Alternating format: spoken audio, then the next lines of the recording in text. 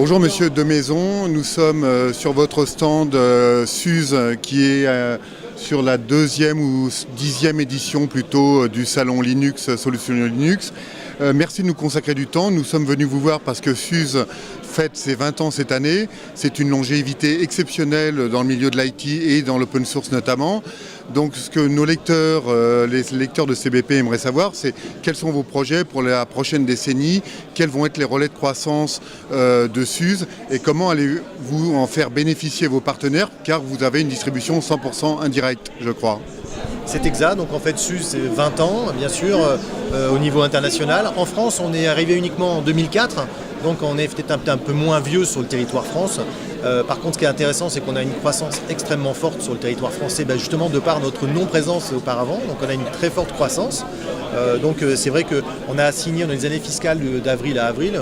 Là on a fini notre année fiscale avec le plus gros, la plus belle année fiscale de toute l'histoire de SUSE. De quel ordre le chiffre d'affaires ? Alors le chiffre d'affaires, il est en centaines de millions de dollars, c'est le seul qui est publié au niveau international. En France, bien sûr, on est sur des chiffres d'affaires qui sont un peu moins importants. Ce qui est important, c'est de voir aussi qu'on a notre réseau de revendeurs qui grossit d'année en année. On partait de rien sur la partie SUSE.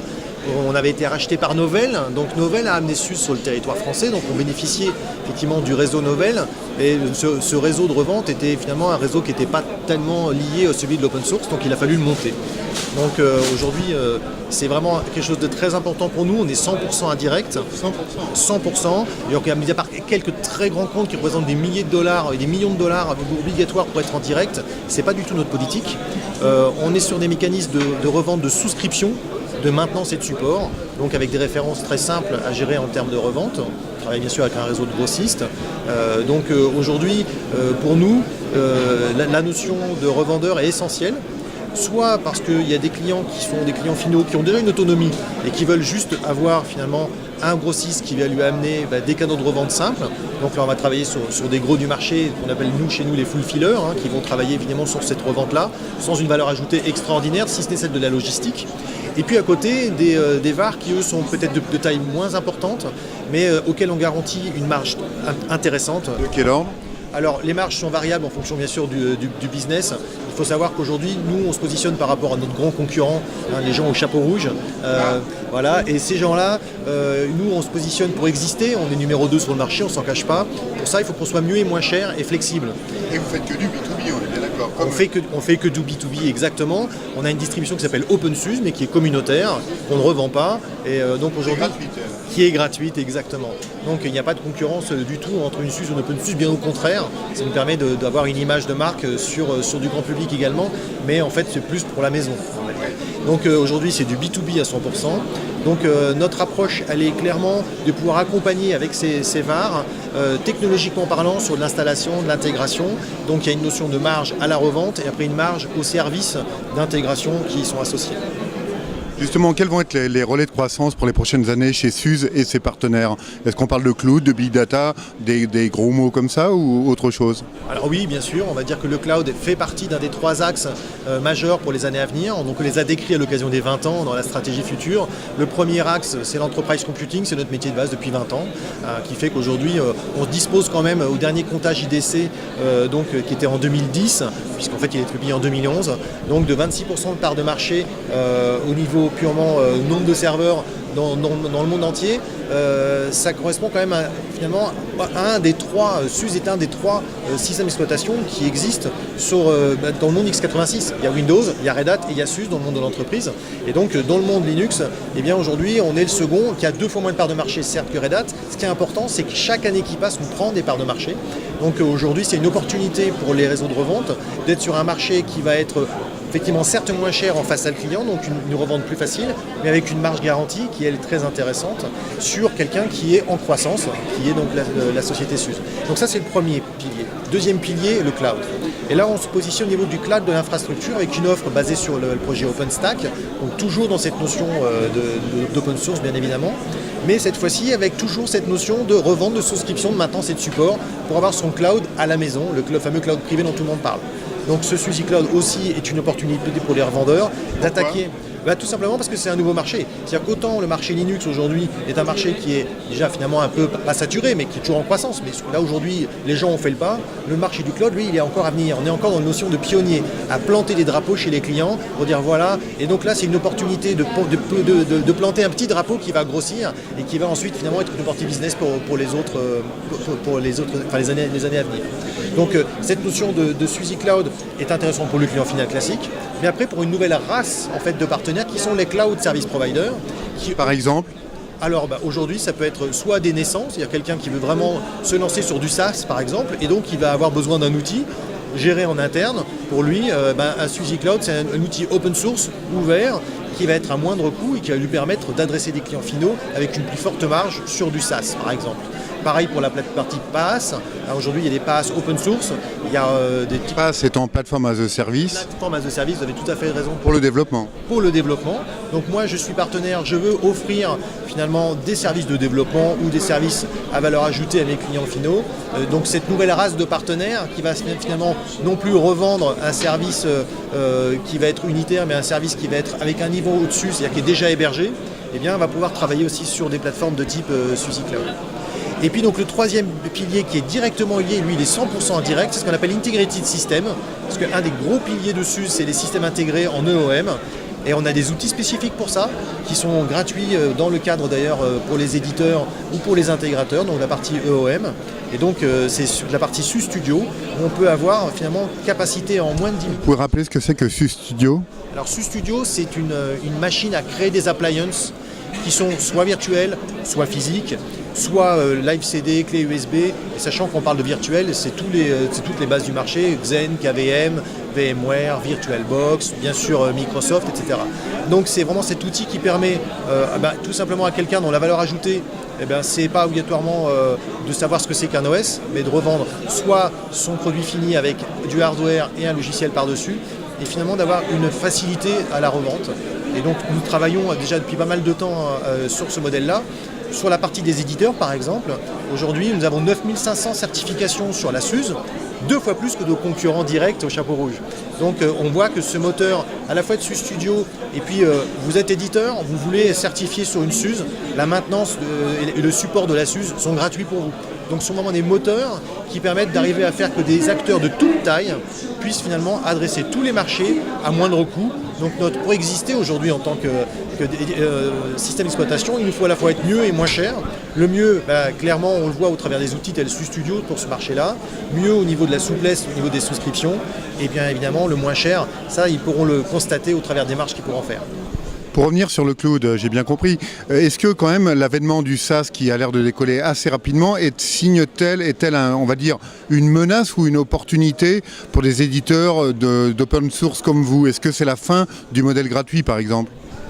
Alors, on va dire que c'est assez surprenant. On va dire finalement, si maintenant on banalise le système d'exploitation, finalement on risque de disparaître. C'est tout l'inverse qui se passe. C'est-à-dire qu'en fait pour nous on voit le cloud public comme étant un nouveau marché. Donc depuis longtemps nous travaillons déjà avec Amazon Web Services par exemple. Ils sont présents sur le salon. Aujourd'hui c'est beaucoup de revenus qui passent par cet intermédiaire-là. Et en fait on a travaillé très rapidement avec des notions de maintenance à l'heure et de maintenance et support au mois. Donc une très forte flexibilité. Et le portefeuille applicatif des 9500 certifications, lui, il perdure et c'est là notre vraie valeur en fait. Et puis maintenant, depuis très peu de temps, donc depuis moins d'une semaine, Windows Azure a aussi annoncé que à la fois OpenSUSE et SUSE Linux Enterprise Server étaient disponibles sur Windows Azure. SUSE Linux Enterprise Server est la seule distribution entreprise à être accueillie sur le cloud Windows Azure. Donc pour nous, au contraire, on voit vraiment ça comme une opportunité business. Et là, les mécanismes d'intégration, il faudra toujours intégrer, qu'on soit sur le cloud ou pas. Donc c'est aussi, pour les VAR, une très forte opportunité business. Oui, cette présence sur plateforme Azure, est-ce qu'elle est aussi liée à la proximité, on va dire, capitalistique de Microsoft dans Novell ? Parce que Microsoft a mis quand même, je crois, au moins 200 millions de dollars dans Novell pour l'aider à développer son approche un peu plus open source et éviter les procès sur les installations dites legacy free, non, de mémoire ? Alors, effectivement, c'est quelque chose qui est né entre à la fois Microsoft et Novell à l'époque, en 2006.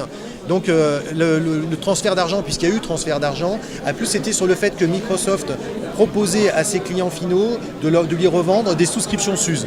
Donc ils nous avaient acheté quelque part sur étagère des SUSE pour utiliser le réseau de revente Microsoft pour revendre nos propres SUSE. Donc aujourd'hui, vous êtes un distributeur de Microsoft, vous pouvez revendre en fait de la SUSE au travers de Microsoft. Donc c'est des choses qu'on fait au quotidien et donc c'est là qu'il y a eu transfert d'agents. Il n'y a pas de financement direct, on est autonome.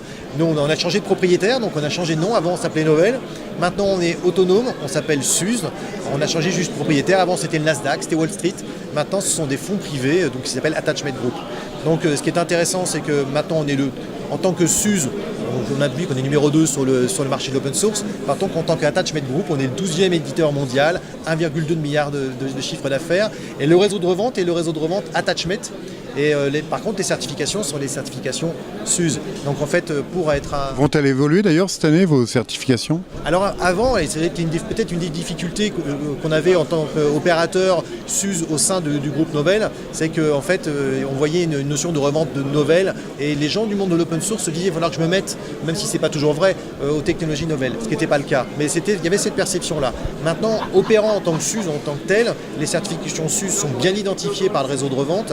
Et en fait, ils se disent c'est facile, j'ai juste à me certifier au niveau technique et à passer quelques certifications au niveau justement de l'appréhension du portfolio. Et donc on a une facilité finalement en termes de perception de la part du réseau de revente.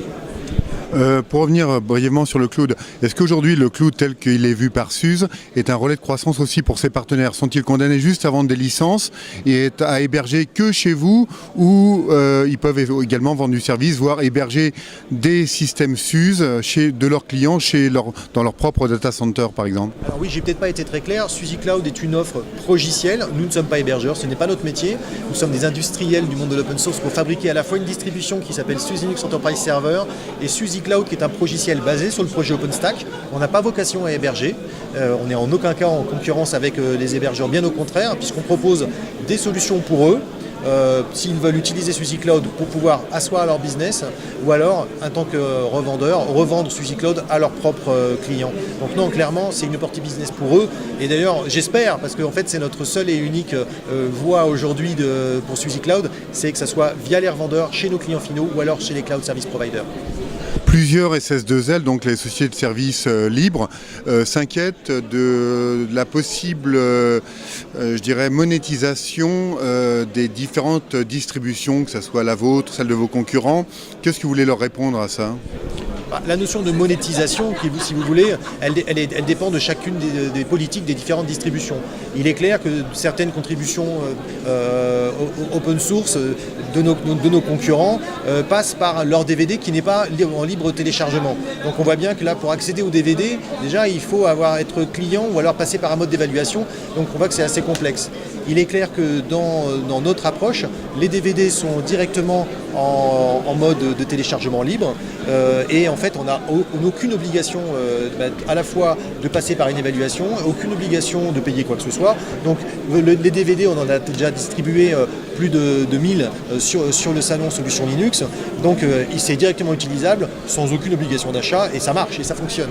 Et donc est-ce qu'on peut dire à ce moment-là que le nouveau modèle des éditeurs dit open source comme vous, que ce soit sur des distributions ou sur des logiciels, voire des progiciels, est-ce que c'est le renforcement de vos départements Professional Services, lesquels pourraient concurrencer les SS2L dont on a parlé tout à l'heure? Exactement, c'est vrai que ce risque-là qu'on a pu voir d'ailleurs chez certains hardware vendors qui eux ont développé cette partie service de manière très importante, n'est pas vraiment, c'est l'inverse chez nous, c'est-à-dire que Novell avait historiquement une notion de consulting et de professional services assez fort. Ces équipes ont été réduites à néant. C'est-à-dire qu'aujourd'hui, clairement, on a une approche qui est à la fois 100% indirect et à la fois aussi avec carrément, quand les clients veulent une casquette SUSE sur la partie consulting, en fait, on revend des services de nos partenaires les plus proches. Donc on est vraiment sur quelque chose qui est sain et qui est très important pour nous parce qu'on ne peut pas vivre justement sans ces intégrateurs et ces VAR qui nous accompagnent au quotidien. Bien, je vous remercie, monsieur Demaison. Vous êtes le directeur technique de SUSE. Nous étions en direct sur le salon Solutions Linux en juin 2012 pour fêter avec vous les 20 ans de SUSE. Bon anniversaire SUSE. Merci. Merci beaucoup.